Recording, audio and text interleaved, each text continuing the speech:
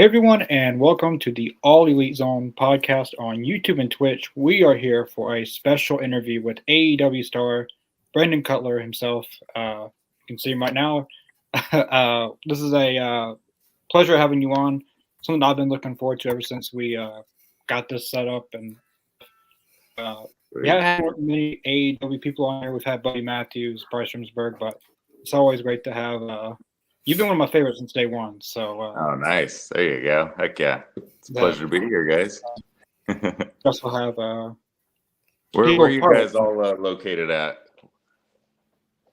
I am all of Mississippi, almost right there by Memphis, Tennessee. I'm sorry, you're cutting out. I couldn't hear that. He said it was up near Tennessee. Ah, okay. Oh, wow. So it's probably getting real cold for you guys, huh? Yeah. I'm down here in Dallas, so it's kind of in between cold and hot. Texas does not know what kind of weather it wants. Right. This week it just started getting cold in Cali. Well, cold for a Cali guy. It's like 65 degrees. And I'm like, it's freezing. That's pretty much what it is right now down here. Yeah. Mr. Hart is from parts unknown. So true. Wherever that's at. Here it might be in New Jersey. Maybe. Yeah, I guess I'll start off with the first question. As I said, I've been a fan of you since day one, 2019. So my first question is, what was it like starting from AEW since day one? You got signed before Double or Nothing 2019, which was the first event. It was on BTE. I remember the whole thing that they gave you the contract and everything. So what was it like starting? Yeah. So what was it like starting from literally day one to now? Right. Yeah, it's been an insane ride. Like, it was really cool to be on the ground floor when everything's starting. Like, I was just going through some of that old footage. Like, if you guys have seen on BT, we've been uploading some stuff from when AEW started getting formed and put together. And it was such a magical time then. It was like there's like catching lightning in a bottle. There's nothing like it. And it was an honor to be got a contract before there was even an announcement of officially AEW or a TV deal or anything. So that was really cool to kind of get. And everyone that got hired in that first year, we all have that that bond, that family bond of oh yeah, we've been here forever. Oh man, I think you had one of the most inspirational stories out there. So I heard a fact a couple of days ago while I was listening to your interview with Chris Van Vliet, and I kind of want to know. So, did you really take a 7-year gap between where you're at now and then before that? Yeah, it was from 2011 to 2018. In 2011 it was that was the era where nobody got signed to anything. It was either you're just an indie wrestler or they would have stars in WWE that were from other things like football or from their OVW I guess used to be for them. And so it was really rare to ever see someone get signed. And so at that time it was me and my brother doing a tag team as the Cutler brothers, and also the Young Bucks were on the scene. And for 3 years, it would be anytime a major indie wanted to bring out a tag team, it would be the Young Bucks, because as wrestling is, it's mostly East Coast. And so it's if you're going to bring out a West Coast tag team, number one pick is always going to be the Young Bucks. So we were kind of I don't think we're ever going to make it because it's the Young Bucks. You're not going to be as good as them. So it's unless they're going to bring us out to wrestle the Young Bucks, they're never going to pick us over them. And so for a while, it was just kind of defeating. And it's already hard enough to make it if you're the best on the indies, let alone making it all. And so I was all right, I kind of want to I know I want to have a family and have an actual relationship and a normal life. So that kind of I know in Triple H's book and a lot of people's it's I never had a plan B. This was always the thing. It's well, no, I wasn't going to be one of those guys that was yeah, I never had a plan B and I've been doing this, for years. I never made it anywhere. Now having a family means more to me than making it in wrestling. So I kind of gave it up in 2011 and pursued a more normal like job. I worked at like a vitamin shop, and I was a personal trainer and stuff. And for 7 years, I was just like, all right, I'm just gonna go the normal, everyday person kind of a route. And then in 2017 and 18, this was when it was the Bullet Club era, and the Young Bucks with being the elite. It made wrestling look like it was so much fun, where I was like, I don't even care if I make it anymore. I was like, you guys make it sound like wrestling is so fun that I'm like, I should just get into it and keep my normal job and just do wrestling on some weekends here and there. And I like ran it by Matt and Nick, I want to say in Halloween of 2017. And they're like, absolutely, you got to get back into wrestling. It's so fun right now. And so I did in 2018, in like January of 2018, I got back in. With just that in mind of like, yeah, I'll just keep running I was running a personal training gym. And I was like, I'll just keep doing that, and I'll just do wrestling on the side. And then that's like the year that everything started molding for AEW and stuff. So I was like, I didn't even know that that's a thing, or it was ever going to be a thing. But I was like, I was just going to get in wrestling just for the fun of just wrestling again. And then it snowballed into what it is now. And yeah, that was the best decision I made. How is tagging with your brother? Because I know myself, I have a little brother, and we don't necessarily always see eye to eye on things, Right. especially since you guys are a team. How was it teaming with him, and was there any like issues with that, or was it you guys pretty much on the same page, and or you guys Mostly pretty much on the same page. Yeah, it was mostly on the same page. We had a blast wrestling, especially most times in that era, we would be wrestling the Young Bucks. And so we got to just have classics with them. And like, we would be training usually every weekend too, because when they were running shows, we would train people on like Saturdays. And then it was like training / like just us getting ring time.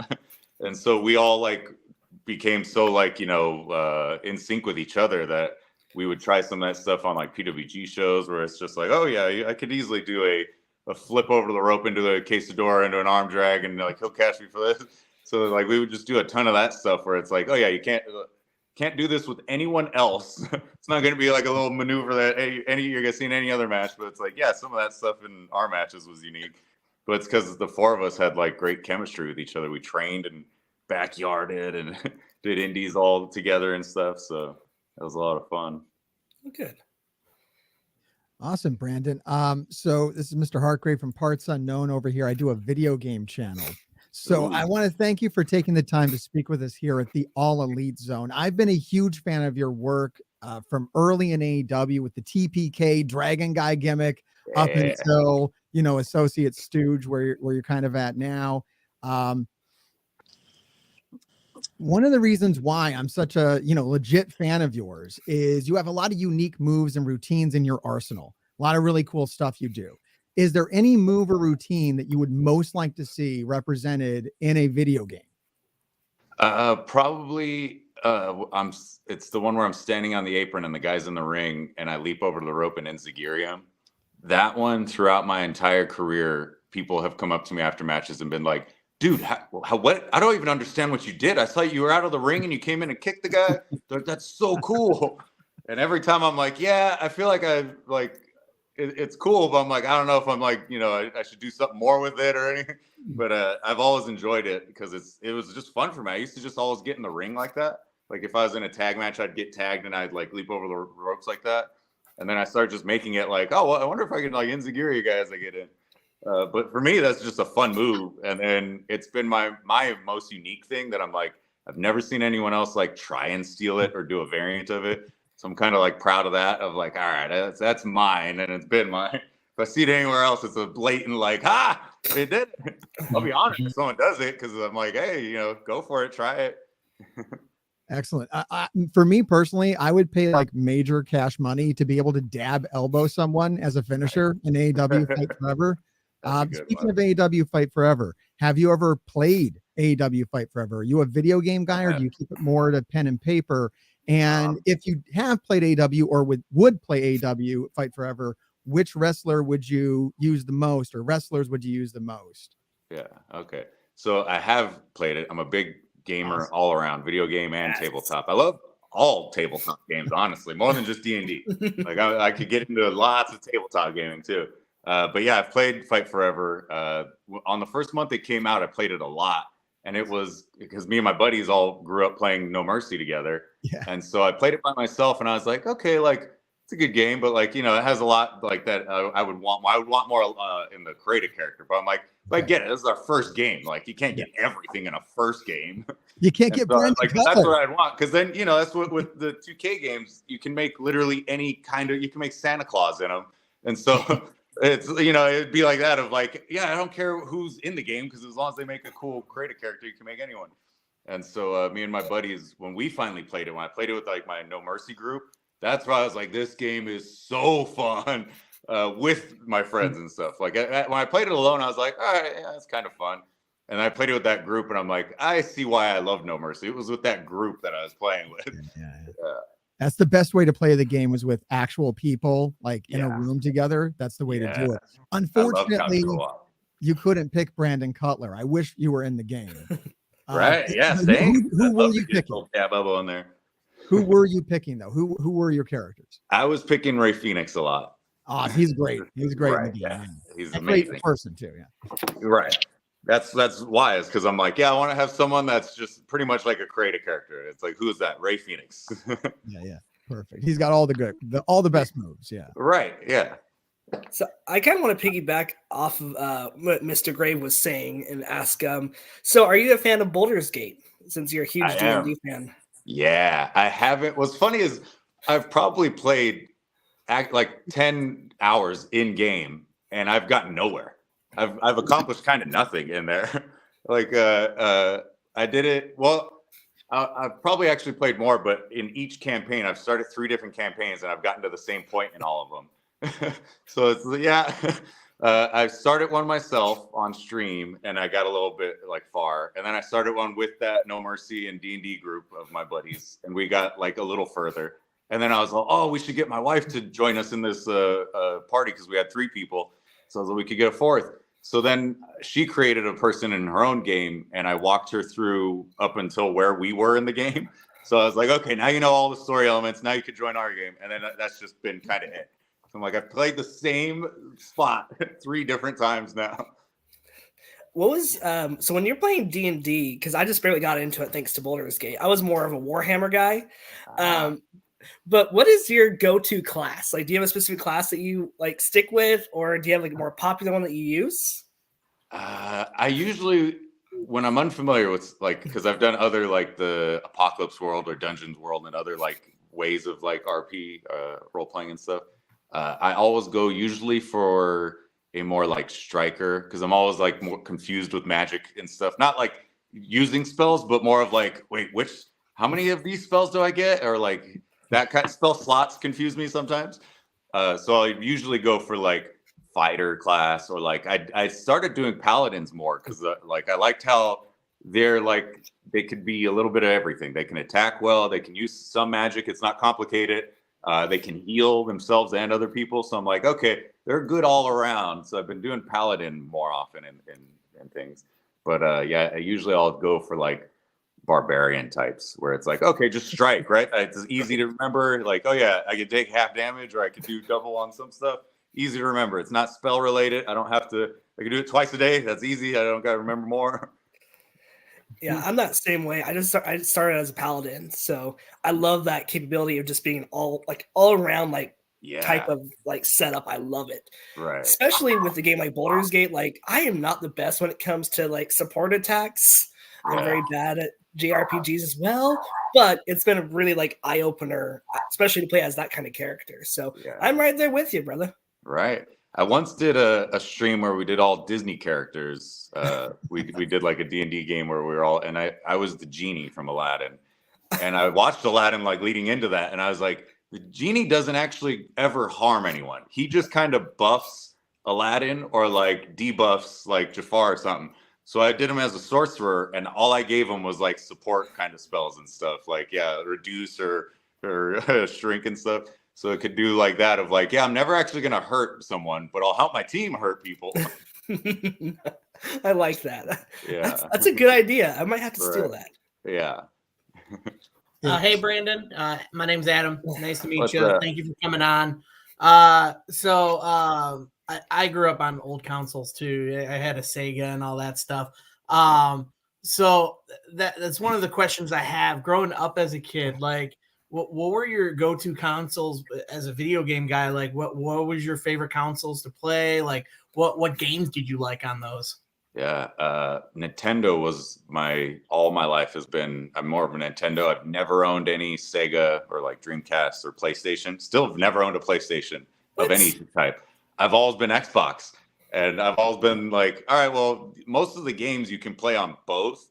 And then for me, I've been more of like Halo, where I'm like, there's nothing on PlayStation to me that I've been like, oh, I got to get it just for that. Like I remember when Last of Us, that was the closest I ever got to getting a PlayStation.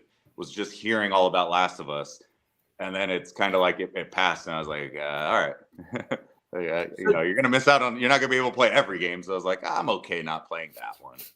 Right. So you're big on the RPG kind of games, correct? Right. Somewhat. Nintendo. I love like the Mario parties and stuff. I love like couch co-op kind of stuff. Smash Bros. In a room with your friends. That's been my kind of stuff. Like we would play NFL Blitz on the GameCube. NFL Hits, the hockey one, as much as I don't know anything about hockey or I don't even like that game, but it's just my buddy likes it. So he would be like, if we would always do whoever wins gets to choose what we play next. So it's like if we're playing No Mercy and he wins, and he'll be like, all right, I'm gonna pick hockey.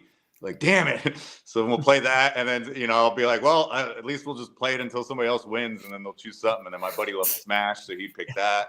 And then that one, it was kind of a toss-up. Anyone can win that. It's just chaotic. And then I'd be picking Blitz usually because I just love that like arcade style football. Don't know anything about football or sports or anything.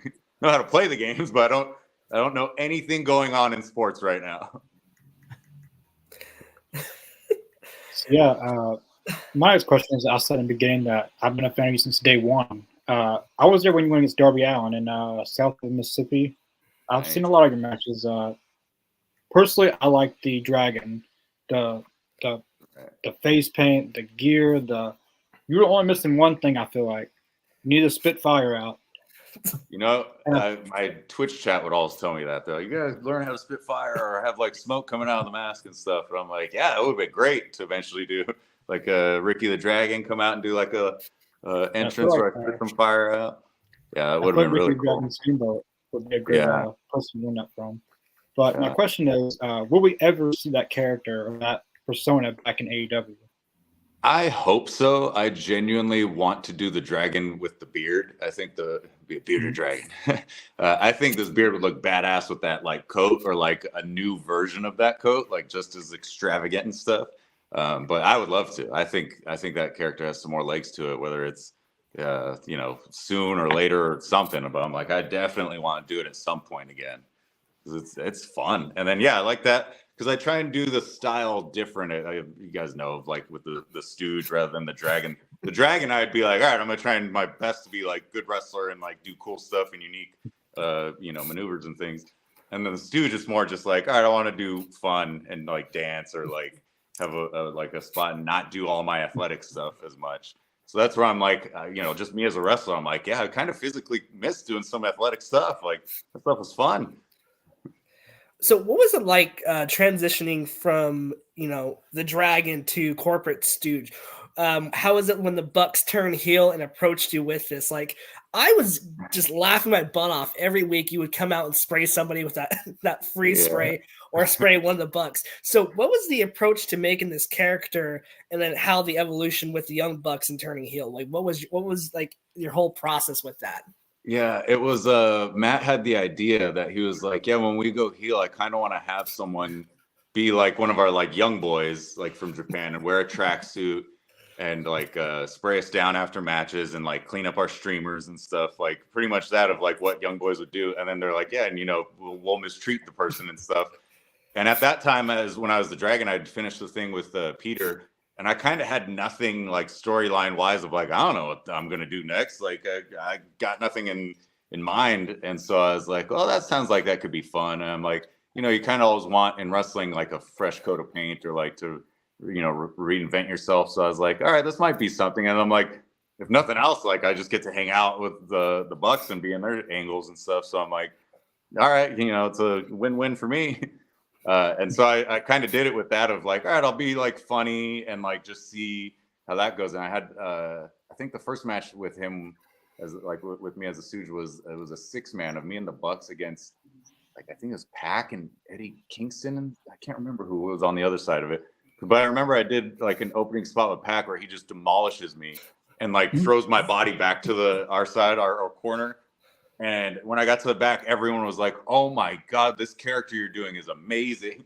Like you're just like a rag doll out there. Like your physical comedy was so funny." And so I was like, "Okay, there's something to do with this." And then I did that infamous spray spot with Matt, where like Penta moves out of the way and I spray, and I get so like just scared, I keep spraying. And that was just it was just supposed to be like, yeah, you know, we messed up and like, oh, classic heels messed up, and I'll spray him in the face. But I told Matt before it, I'll stay still in the spray because I want to do a thing where like my guy's such a goof, I freak out and I just keep spraying. So I was like, I don't want it to just be like a little bit. I'm like, I want to just like keep going for a while. I'm like, oh my God, I lock up and says, all right. And so like he knew to do that, of when he's getting sprayed to just stay in it and like not like just take it and go away. And I created like another one of those little magical moments of like, okay, now we're defining this character. Like, you know, we found it, kind of a thing. Oh man, like that was like some of the best like TV spots I was seeing, at least comedic wise, and it was always one of those fun icebreakers. I always think that it's good to have serious wrestling, but when you have that comedic spot in a match, it just makes the match just 10 times better. Right? Yeah, I agree. Like especially with them, where it's like, yeah, you know, you're gonna get a great match when the Young Bucks are involved, and it's a little dose of like a moment like that. Yeah, it helps kind of like, you know, switch everyone out for a moment, and then like, okay, now you guys go right back to the cool moves and stuff. For sure. Yeah, I think that kind of brings me to a question I had for you. Can wrestling be serious and fun at the same time? Oh yeah, absolutely. I think what's funny is as a group with the Elite, we've kind of done that, especially with the whole Hangman saga of like him being with the Elite, like, you know, going into drinking, like kind of like touching on such a like hard subject in wrestling, and like not crossing or like not making it too goofy or like, you know, that like, oh yeah, Hangman's doing just drunk goofy humor anymore. Like they did it more of like a very like serious, like, and not like too like daytime drama either, where it was like we're just shoving in your face like how sad he is or something. I think we kind of like walked the line pretty well with that story.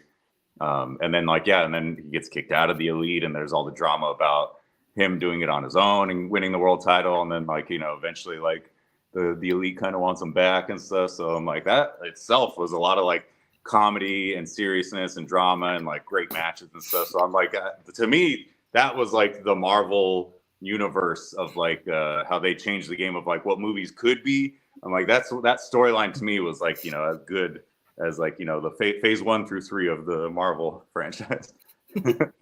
Yeah, agreed. So following up with that, Brandon, like your guys BTE web series, I love it. I followed it since the beginning. It's so great. When you're doing the segments on there, what guys or even girls, because you do have some of the female wrestlers on there, which ones of those are like the ones that try to break you the best when you're trying to have like a serious moment on the web series, like you're trying to have a serious, and someone just tries to crack you, like just be like tries to make you laugh there. Like who's a class clown for you guys in that group? Number one was Cody. Anytime he was in BTE, like it felt like that was his goal, was just to try and make everyone break.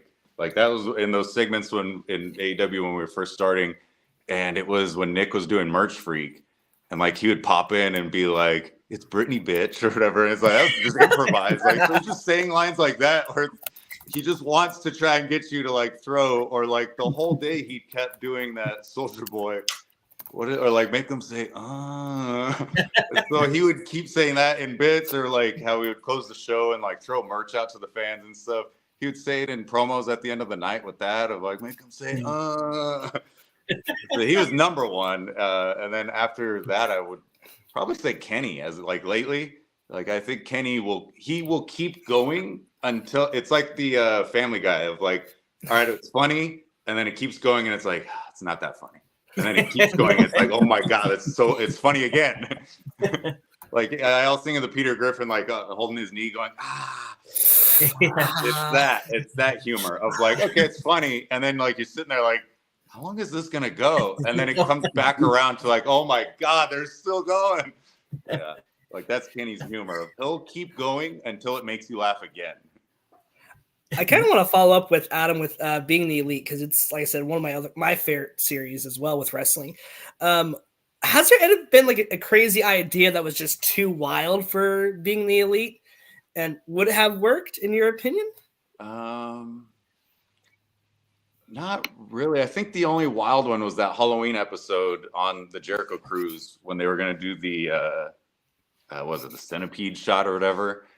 And we were dying while we filmed it, but then like we watched it like after they like made it all, and I was like, I don't know, guys. I was like, maybe you guys just got to do a quick flash of that shot and like not show it for too long, because I was like, I don't know if YouTube's gonna allow all that or anything. So we ended up deciding we were like, all right, we'll just do a quick like flash shot of what that looks like.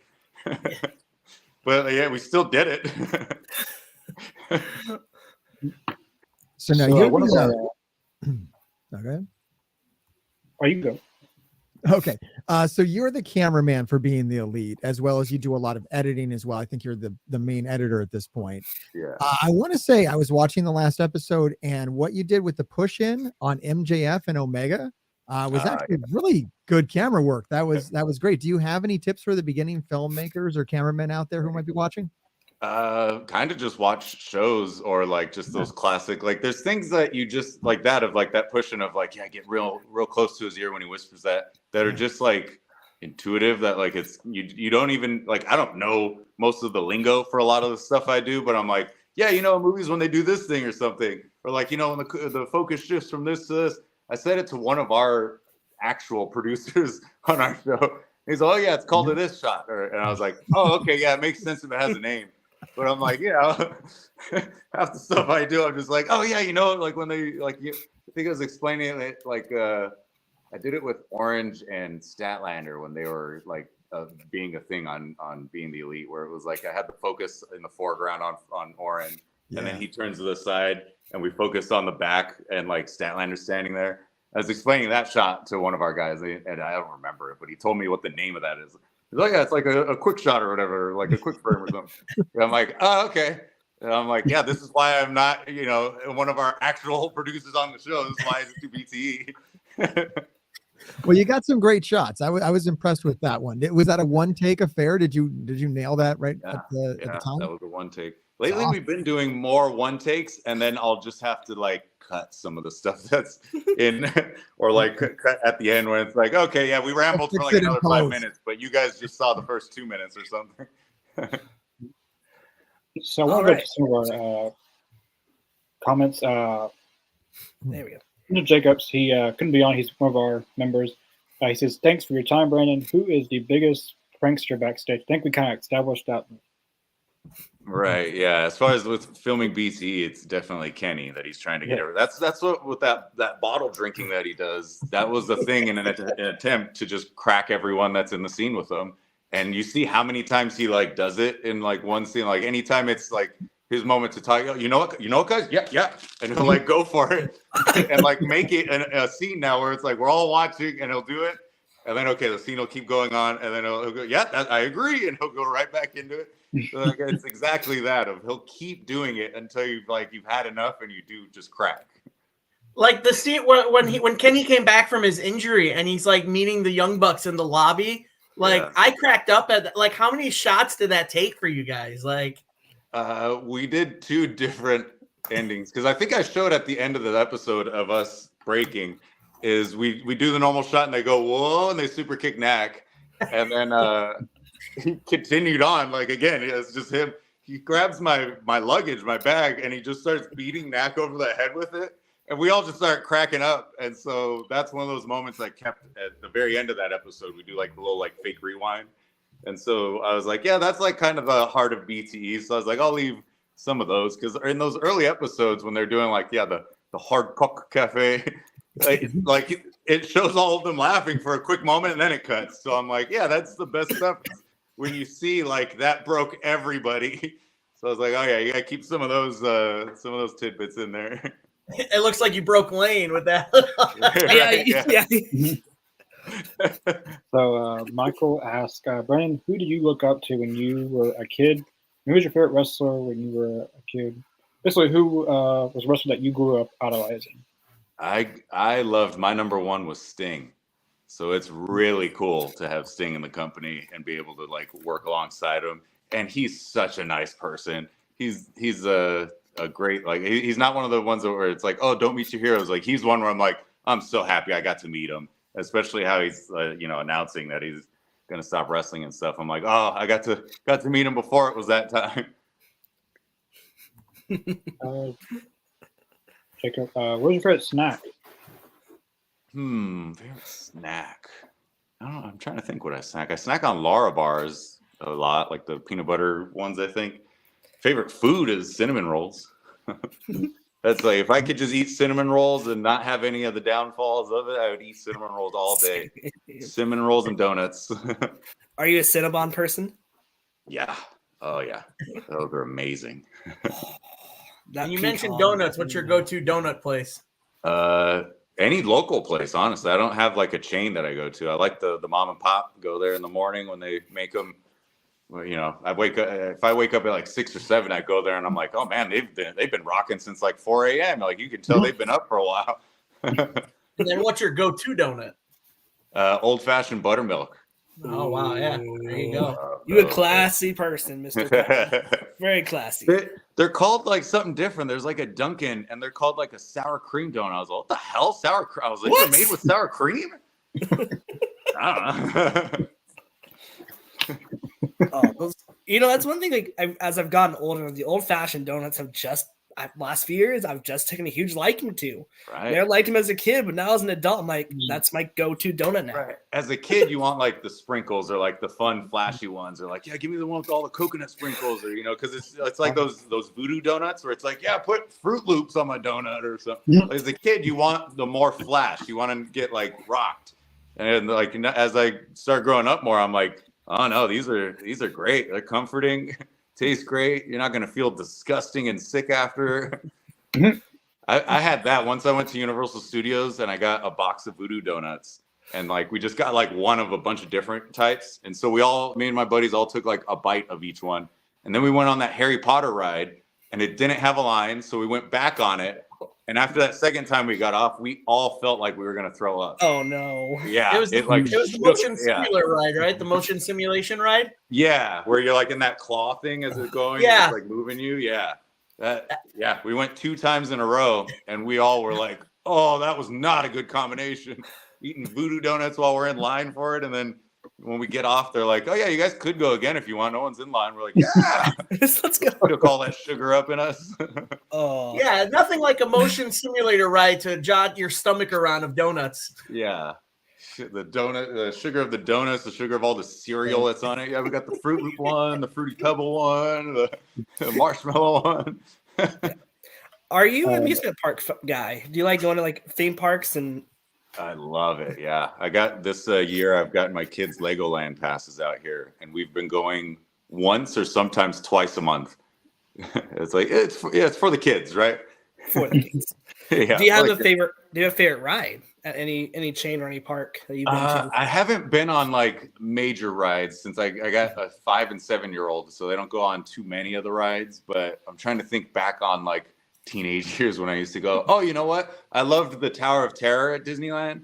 And then I got to go on it when it's now the Guardians ride.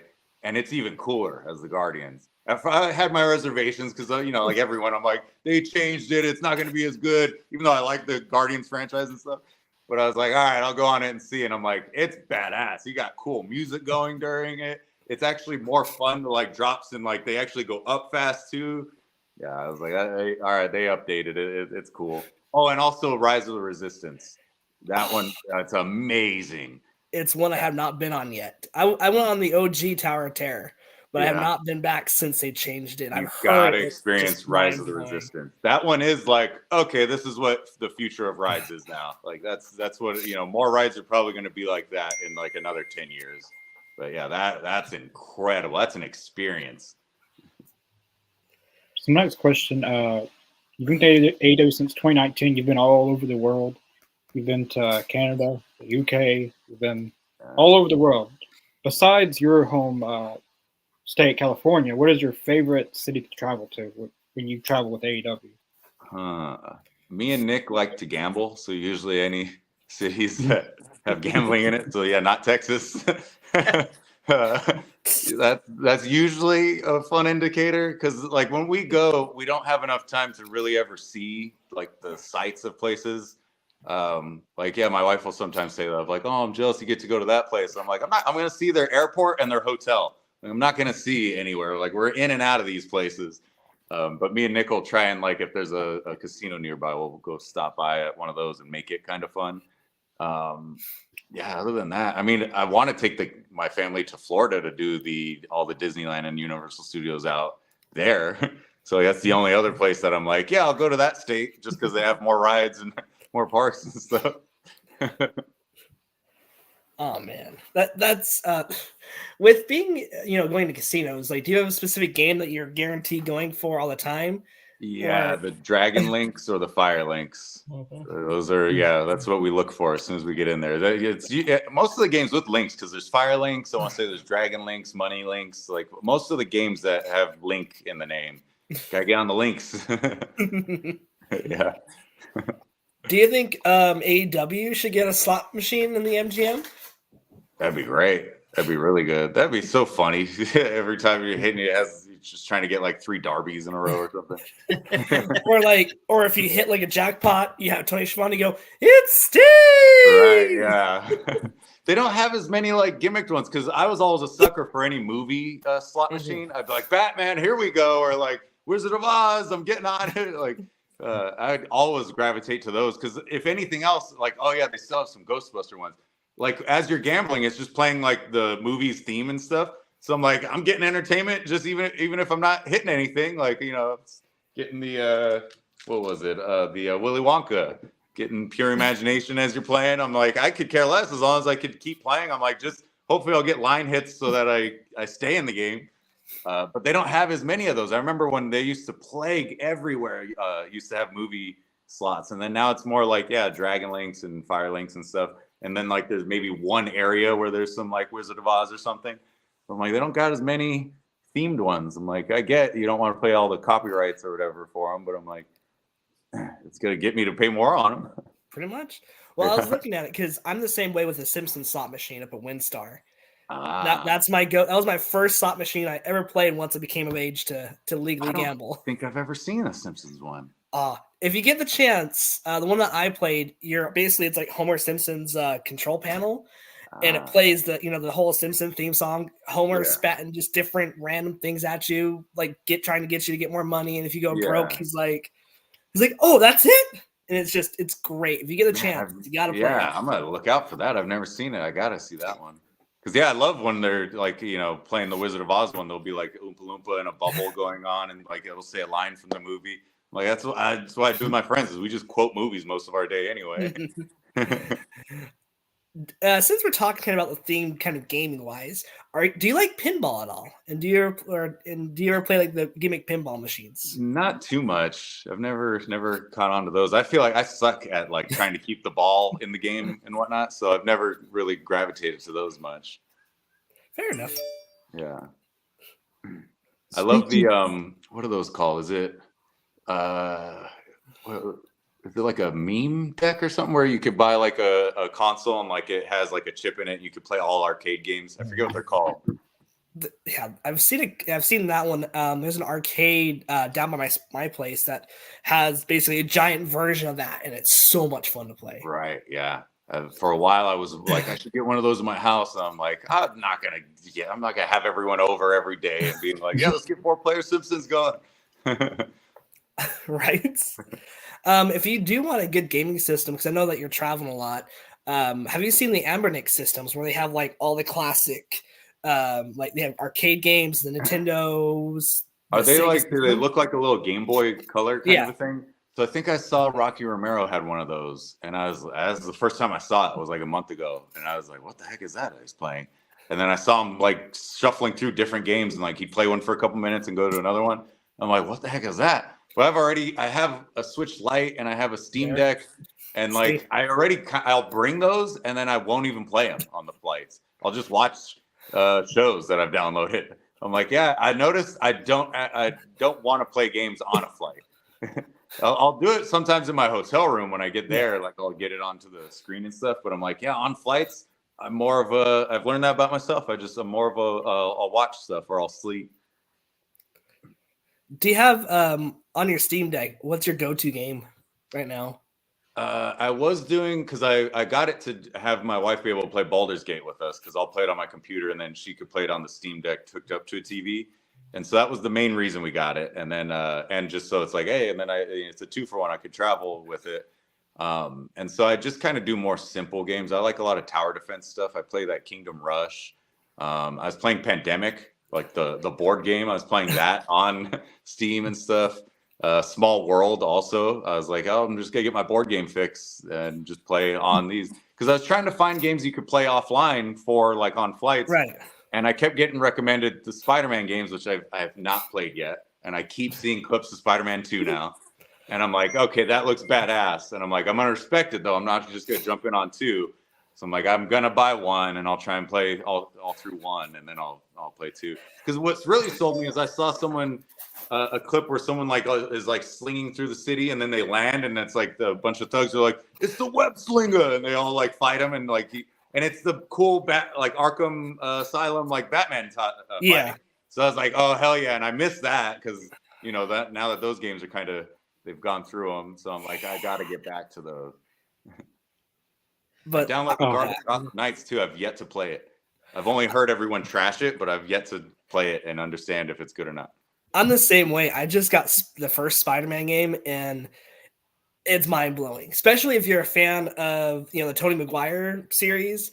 Nice. They have especially since I'm a huge Macho Man fan, they have his suit that he faced off against Macho Man in the game. Nice. And that's my go-to right now. So I recommend it. If you get the chance, man, you gotta play through it. But let me tell you this.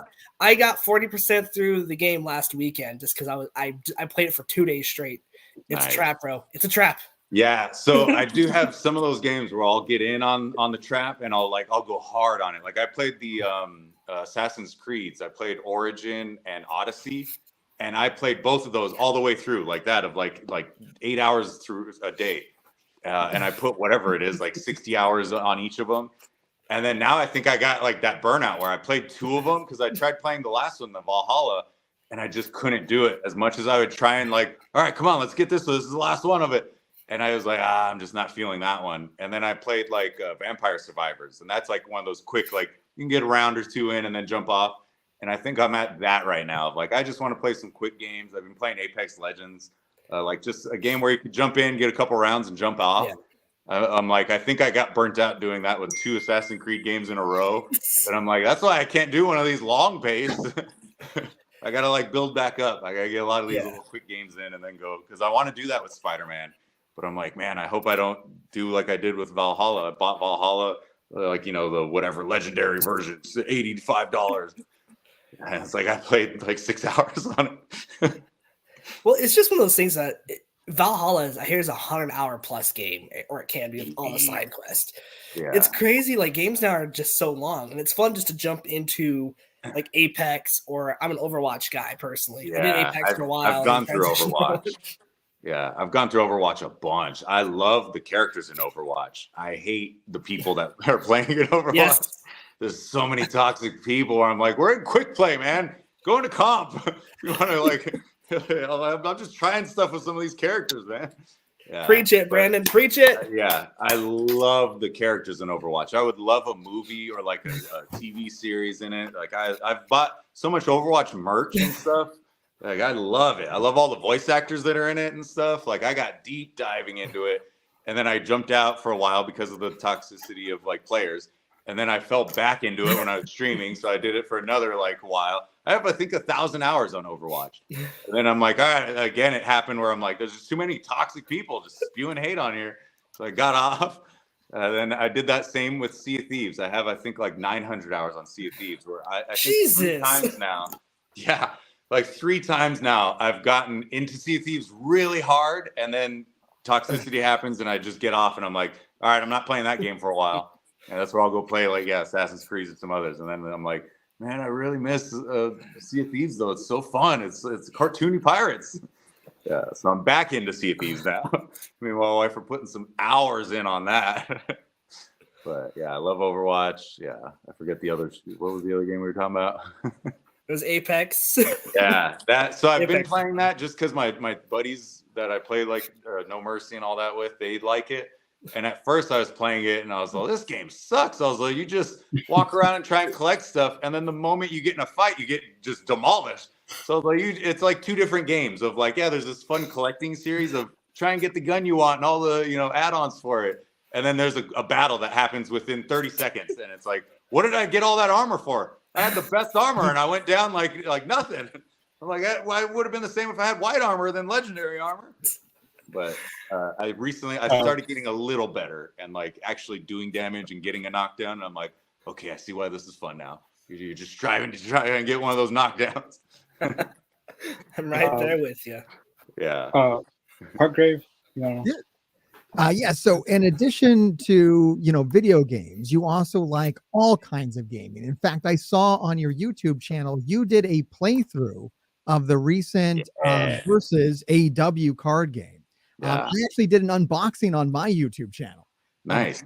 I think maybe there's a collab there happening. There you go. Let me know. Should I play this thing? Is this a solid game? Like I like the Versus. It genuinely is. That was the cool thing is I went to Gen Con for it. That they're like, hey, we need someone to just like cover at Gen Con. Like, they want a wrestler there to like help push this game. That was the first I heard of it. I didn't even know we had a game going. Like I know we were working with Upper Deck to do stuff, but I didn't know a game was even in the works or near done or that it was done. And so I went there and they taught me how to play it. And I'm like, this is genuinely a fun game. Not just that it's like, oh yeah, it's skinned AEW and all that. Yeah. But I'm like, but it's Upper Deck. They make amazing games. I love Legendary is probably my favorite board game of all time. Like every time I play it, I'm like, yep, this is just great. It's kind of like a couch co-op. You're working together, you're fighting each other, or you're fighting against each other to get the most points, but like you're fighting it overall against like the enemy. And so I've loved Upper Deck's like game systems they've made. And so I've never played the Versus systems, and that was my first introduction into it. And I'm like, this is cool because it's a small deck. You can bring this kind of anywhere. It's just a one-on-one kind of a game. So like I genuinely dig that game. It's fun. Okay, awesome. Yeah, I'll have to give it a spin sometime. There you go. And so if there was one game you would like to see like an AEW skin on, would it be Legendary? Or it was, yeah. In the beginning of AEW and right before the pandemic era, I was in talks with Upper Deck of trying to do an AEW Legendary. And then after a while of discussing it, it was like, I don't think it's going to like transfer perfectly. So they're like, it might be too hard, but they're like, we'll try and think of something. And I was like, okay. And like, I was out of those talks. And then it sounds like they just went more for like, what if we did Versus? And so like our company just went through with that. But I was at least in calls with Upper Deck trying to get like a Legendary version of it. And I'm like, I get it. It probably won't, perfectly match over. Yeah. But I love how many they've done. They've done GoldenEye and was it Alien and stuff. There's a lot of different IP that are involved in the Versus system. Now I can't remember from my unboxing, you didn't have a card in here, did you? Nah. Okay, well we gotta get that whole weekend I kept giving them crap. I was like, I'm here helping push this game. I don't even got a card in the game. You can't get like an exclusive promo, right? Right. Well, we did that at that event. They had like oversized as if I did have a card in the game. So I did sign some of those, and like that was the exclusive of the Gen Con event. Was an oversized Brandon Cutler card. Yeah. I imagine those go for like tens of dollars on eBay now. Probably a lot of ones. So Brandon, you mentioned earlier you and your buddies, like I will say you guys say you quote movies. My family is the same way. We quote movies like crazy. We're a movie family. We own maybe 1,000 movies. Nice. So is there a certain genre of movies or like a certain movie that you just love, like you could quote over and over or watch over and over? And are there any famous actors that you have met? Okay, so my favorite movie of all time is Hook. And then like second is probably Teenage Mutant Ninja Turtles, Secret of the Ooze, the second one of live action. Those are my top two movies of all time. I love those. Great movies. I think I could quote Hook entirely. I've done it with my buddy where I've told them like look up quotes from Hook and like just start one, and I think I could finish it, or I could like go through the rest of the scene of it. And like he did it, and I like it was like some of them were like a sentence or two, and yep, I know exactly where it is. So those are my favorite. Overall, just comedies. I love the whole like Talladega Nights, Dodgeball, Anchorman, like that whole era of comedies. That was my stuff then. And for Hook, I'm going to tell you right now, favorite scene is Get the Lawyer. I'm not that kind of lawyer. That is Right. by far. I didn't understand it as a kid, but then as an adult watching it, I'm like, oh, I get it. Yeah, It's so funny. So, Yeah. and again, the follow up. You never met any? Have you ever met any like famous people outside of like professional wrestling? I got to meet Joe Manganiello, which nice. big D&D guy. That's pretty awesome. I'm trying to think off the top of my head if I got to meet a bunch of. I'm sure I've met a few. I'm trying just going blank on it. That was the number one in my eyes because I'm like, oh yeah, a fellow D&D guy, hell yeah.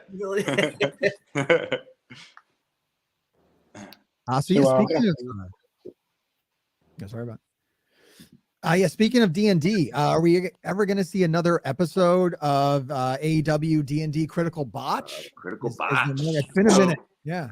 Everyone that was involved is always up to do it again. It's just trying to get that many adults, like any D&D session of like, does Thursday ever work for you guys? Does this day ever work? The only reason I think it ever worked is because it was during the pandemic era, and we would be doing, we would film a live Dynamite, and then on Thursday after that, we'd tape one. So then we could be home for 2 weeks because of all the COVID protocol and all. And so we would always do it on that week we were home. We would do, so it was every other week during the pandemic, we would do that Critical Watch. And I think that was just the only reason we ever got to do it. Because now everyone's doing not only Dynamites, now Rampages and Collisions are a thing. And then everyone has like also like some indie bookings they're doing on the weekends. So it's like, we'll never get, I think all of us of like a free time to be like, yeah, let's just do it. Because me and Orange, like at least once a month, talk about doing another Critical Botch or like starting a Bouldergate, or like an AEW Bouldergate campaign where it's like, we only need 4, like, that should be easier. And like, yeah, we talk for hours about trying to do a thing. And then it's like, yeah, it doesn't happen. Even Athena, she's come to me and Orange with some projects sometimes of like, hey, I got something I'm cooking in the books, something D&D related. You guys interested? We're like, absolutely. I'll make whatever work. And then like, it's just that of like, yeah, we talk a lot about it. Was there any wrestler that you were surprised with that enjoys D&D or was curious about doing D&D? So Paul White, the Big Show. What? I was surprised because he plays with Joe Manganiello. I was surprised to hear that. And then when I approached him, I was like, so you play D&D? He knows more than anyone I've ever met about D&D. When he guessed it on us, he sat next to me and he was telling me the rules to have them. He's like, you're gonna make them roll Constitution save right now, right? And I'm like, yeah. Like he knows everything. He's like, oh, that weapon you get like a 2d4 plus like 2. Like he is so. But it's because he's played with Joe Manganiello as his DM, and he said it's like a D&D boot camp with him. He's all, he will not let you get long rests. He will make you use all of your spell slots. So then now you're just running on fumes. And like then you have to like keep like watch and stuff. So like maybe 2 of your party got a long rest and the rest didn't. So he knows like it's like he's been like a PTSD like war vet. Of like I know what it's like to not have spell slots for 3 days. Yeah, but it's so surprising. Anytime I talk with him, he'll just start spewing out like D&D facts. That's how I feel with when I play Diablo on PC. When I fill my slots up, I'm like, I have nothing. Like I have no room. And I got to face a boss that's like level 99. I'm like, I got nothing. Like, Right. What am I supposed to do? Yeah. That's where I'm like, hey, if you're a physical fighter guy, like you'd be able to still do stuff. Like, even if you got short rest, like I'm sure a lot of fighter abilities come back. So that's where I'm like, yeah, that's why the physical classes, they're way easier. So we got some more questions. Got one. Here it is. Jesse Clarkson. What other country do you want to see AEW go to? Ooh, obviously Japan, because that's big wrestling culture there. That would be really cool. And then I selfishly want to go to Australia. So I would love if AEW went there, and I'd be like, hey, cool, I get to go along. I got one of our Australian viewers. Was AEW coming to Australia? I feel like I wish I knew. I hope soon. I hope we get to do all kinds of fun international tours. So with your travels, especially with Japan, have you had any interesting dishes or weird things that you've tried in your travels to Japan or any other countries with wrestling? I stick with just chicken everywhere. I'm so boring. Like everywhere we are, I'm like, and then especially if a place offers tacos, I'm like, oh well, I don't even need to look at the rest of the menu. I'm like, if I saw tacos, that's it. I don't even need to know.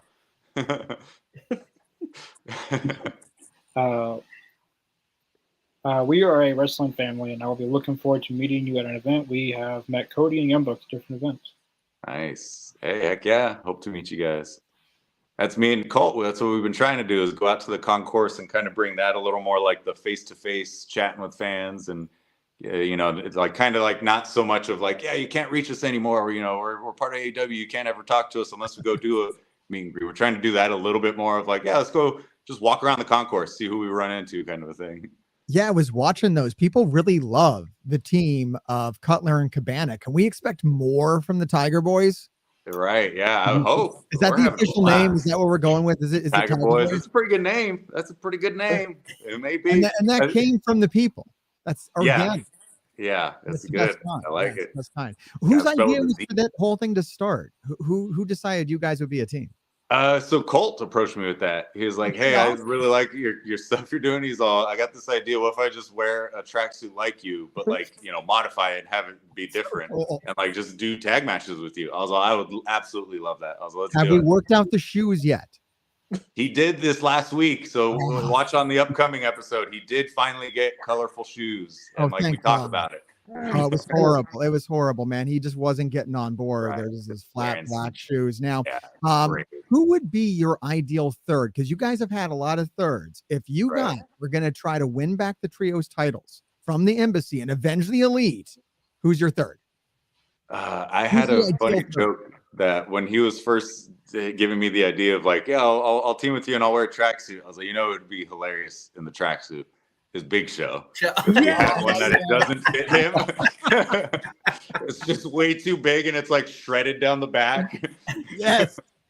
Yeah. I was like, that would be just hilarious. I was like, even if it's for a one shot, I was like, it doesn't have to be our partner forever, but I was like, that would just be, to me, visually, because I go for that. I go for the fun. I'm like, him trying to get in one of our tracksuits would be hilarious. Well, hey, awesome. There is an ROH pay-per-view coming up down here in Dallas. Hey. Yeah.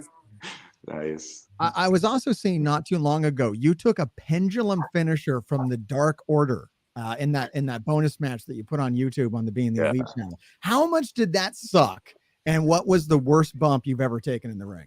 That one honestly isn't that bad. I think the momentum on that, like it is like it's an okay fall. It's not horrible. It looks worse than it is then maybe. It looked bad. Yeah, I think so. That's great. In wrestling, it's like, oh yeah, it looks devastating. It's like, oh, it's not horrible.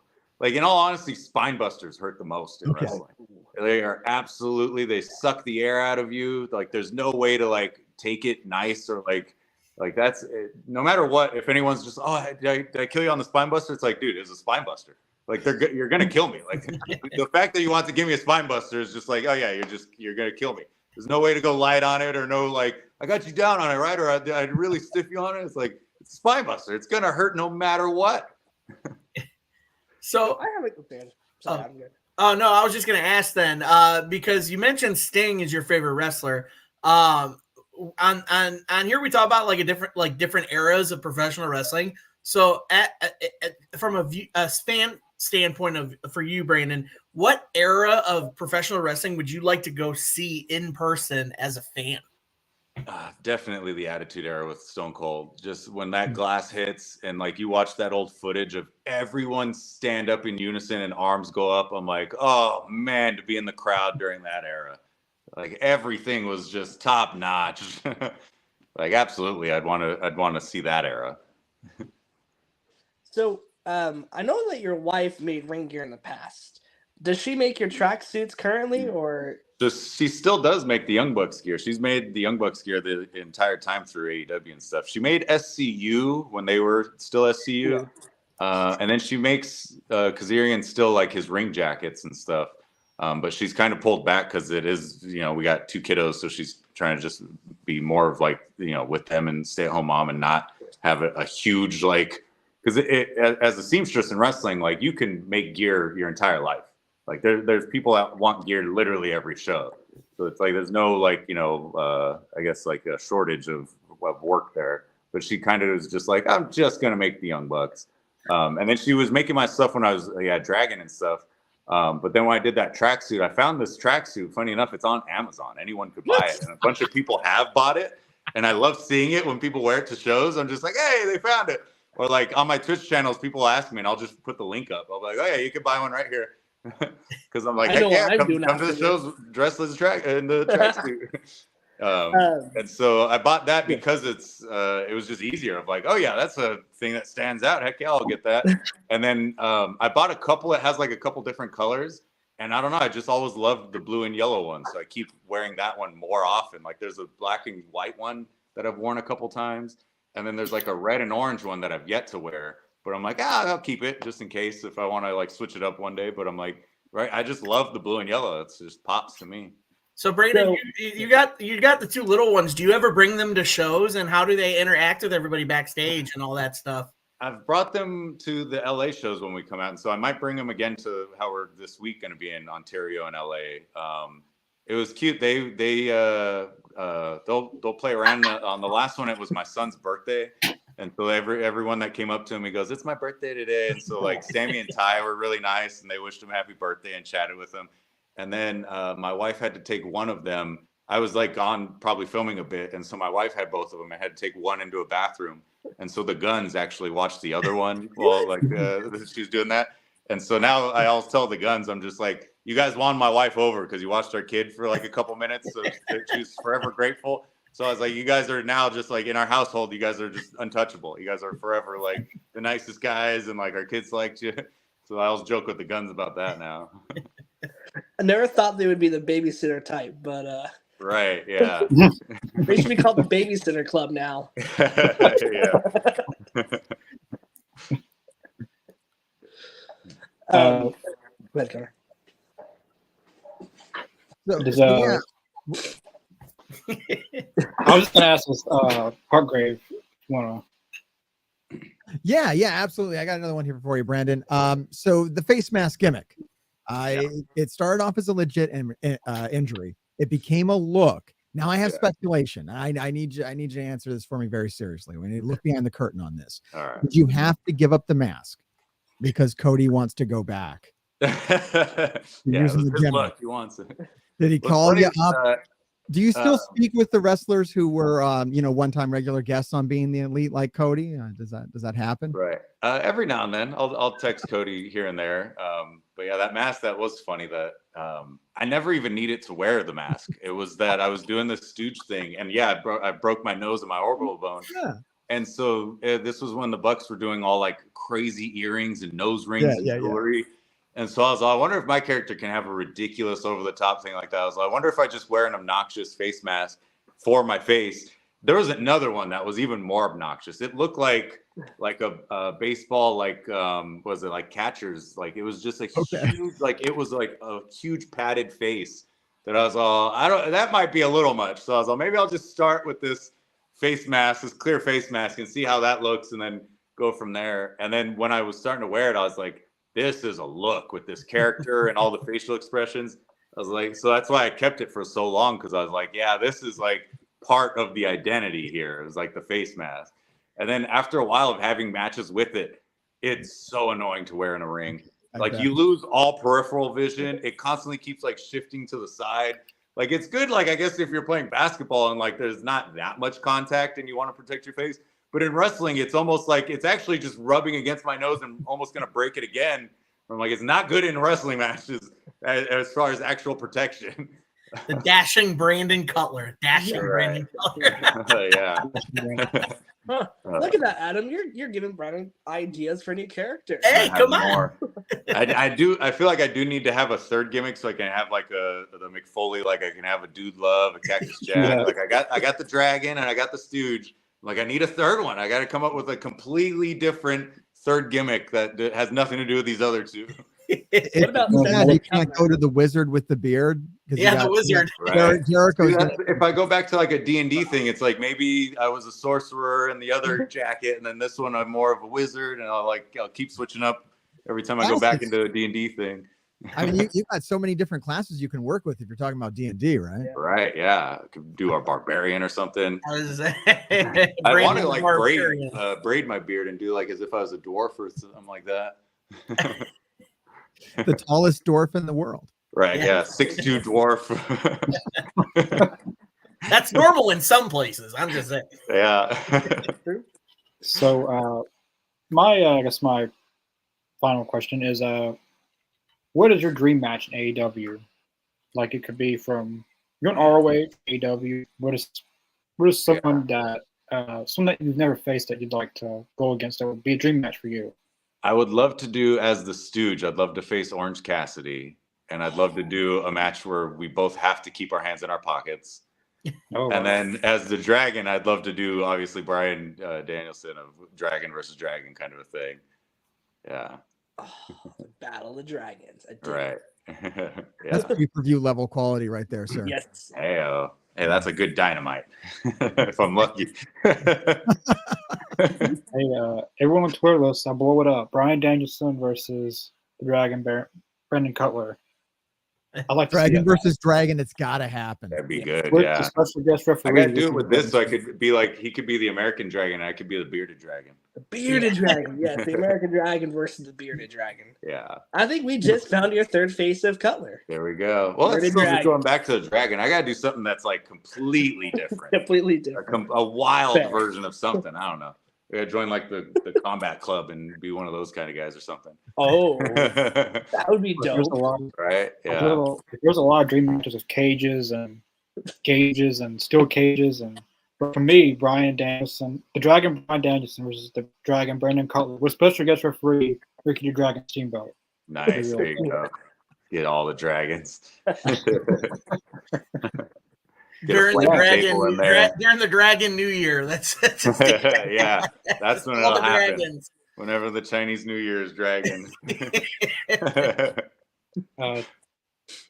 Devin asks, will AEW get a streaming service?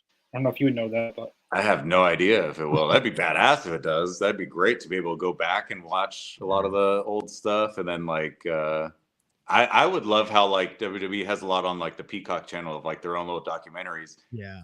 Back with the beginning of the company, especially, I used to film a lot of stuff behind the scenes that's like can't release that.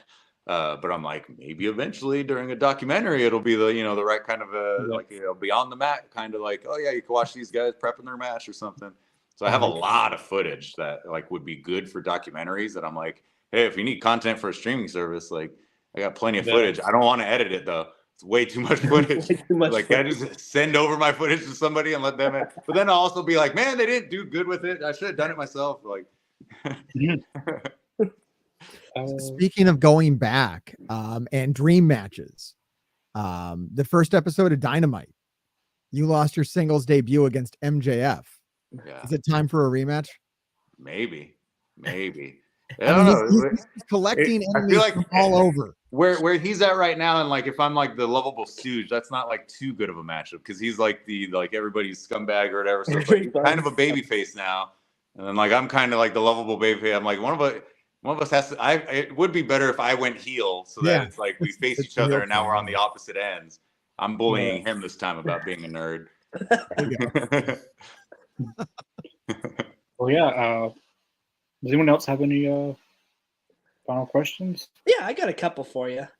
The first one, kind of go back to your wife making gear. Who has the craziest gear that your wife has made? Like, what was the craziest piece that she has made for?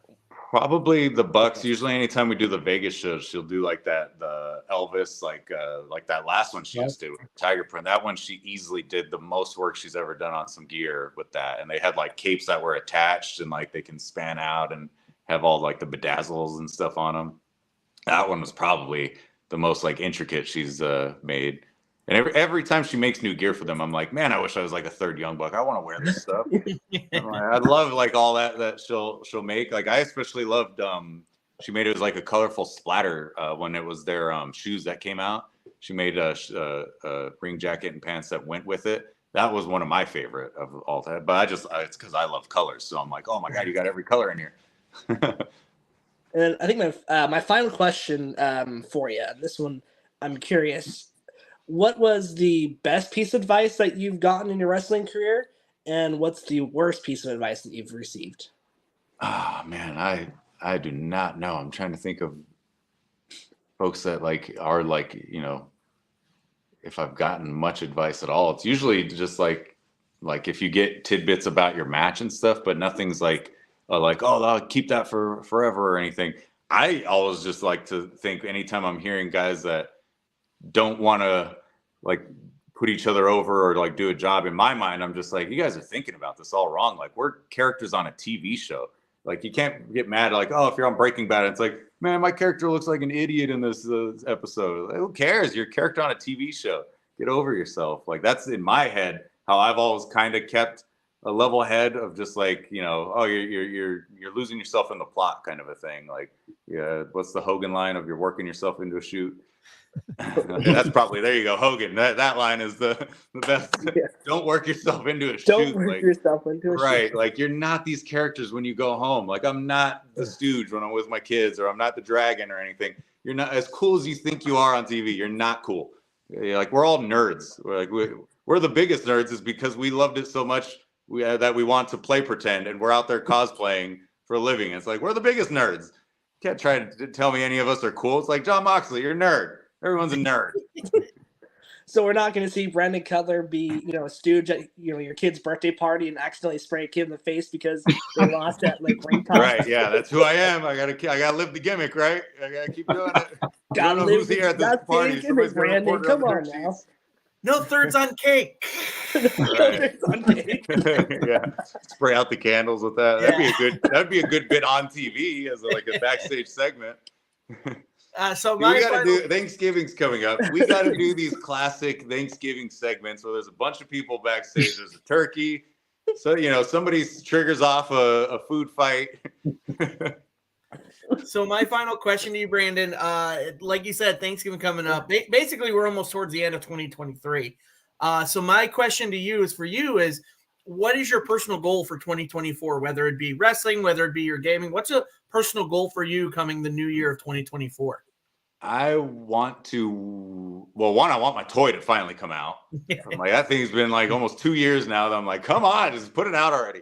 I want to get a card with Upper Deck because I keep seeing that. I'm like, I want a card. I want to have a little trading card. So those two, that'd be good for 2024 if I could get my toy and get a card. That's a good goal. Right. Let's make it happen.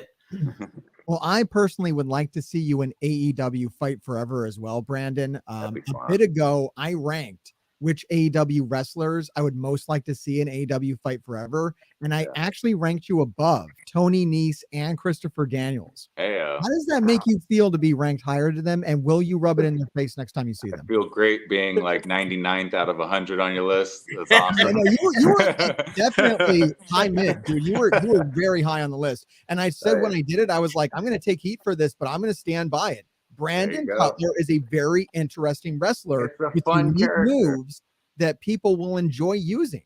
Right. Yeah. Oh, you know what? That even brings me back to another thing of like one of the best advices is I think it was when Breeze got fired. A lot of the girls went to the internet and said one of the best advices he gave is there's going to be kids on a playground that are going to pretend to be you. Yeah. What are they pretending to do? And so like, I was like, oh my God. I was like, that's true. I was like, everyone's doing suck-its, you know, in the 90s.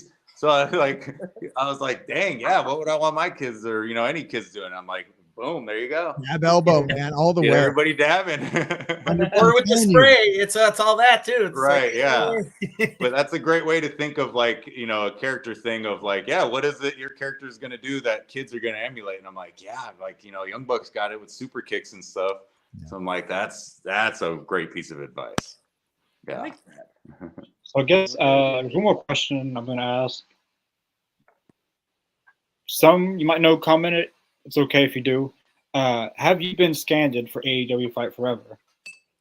I've been scanned for the toys and stuff. I don't know if they even need to scan you really for the game. I don't know. I've done voice lines. I'll say that. A lot of people have though. I've done voice lines for the game of like the grunts and growls if you're getting hit, like the like I've done those, but I mean a lot of people have, so that doesn't necessarily mean anything. I think they did like an overall coverage of let's just get everybody, and then like then we'll sort out who we're actually doing and stuff. But yeah, I don't think you need to get like a digital scan or anything on that. I don't think. But then maybe that's why I'm not in the game is because I haven't done. Yeah, that's awesome. Thank you for that insight. I know a lot of times that'll come out and people are like, oh, this means that this guy's coming, but they just kind of Right. get everybody. Yeah, sometimes they just do that blanket coverage of no, let's just get everybody, so it makes it easier on later when like last second of like, oh, you know what, we can get this person in. It's like, oh, great, good thing we got everybody's voices already then. Yeah. Well, we'd love to see you. We'd love to see you in the game, Brandon. And thanks for doing this talk with us. Absolutely. Thank you. I think everybody probably wants to thank you. Yeah, we definitely appreciate you. Yes, thank you, Brandon. You're our third AEW contracted person on here. First was Buddy Matthews, second Bryce Stromsburg, and third Brendan Cutler. But but number one with the best beard ever to be on this show. I stand that as the bearded wonder. You like that, Bryce. You have one best of the balding guy too for get ahead of Bryce on that one. Hey, twins. We're twinsies, Brandon. There you go. But yeah, I'm definitely pushing for you to be in Fight Forever. The game's called Fight Forever. We're fighting forever, so eventually we gotta fight forever. Gonna go on forever. Yeah, we definitely appreciate your time today. Hopefully one day we can do this again. Where can everyone find you on social media? I've got the same username across everything. It's just Brand Cutler. Brand Cutler. Yep. Make sure you go follow him if you haven't had a chance to. There you go. Get to see some funny match highlights with popular music. Well, that's it for us right now. We'll see you guys. Our Canada show is coming 2:00. It will be for Collision. We'll have Collision live reaction. But yeah, has anyone else got any final words? Yeah, I think you guys had a match against the Butcher and the Blade. You and Colt. Is that going to hit anything, or is that going to be a bonus match? That'll be a bonus match. We'll have that up on the BT channel this Monday. Nice. Guys, and we walk the concourse too, so you'll be able to see some of that. You got spoilers? Was it a first win for you guys? Colt got new shoes. There's a spoiler. I want to see that. Yeah, watch for Colt's shoes. I can't remember if he wore them in the match. I think he did. But he's for sure when we're walking around the concourse, he's wearing them. I cannot wait to see that. Thank you, Brandon, it's been a fun time. Cannot wait to see what you do with being the elite, because it feels like you guys get better and better every year, pretty much. Yeah, thank you, man. Appreciate that. Yes, thank you, Brandon. Appreciate it talking to you, my man, and best of luck to you in the next coming year too. Thanks, appreciate that, guys. Yeah, that's it. We'll see you guys tonight for Collision. Take care. Thank you, guys. That was good.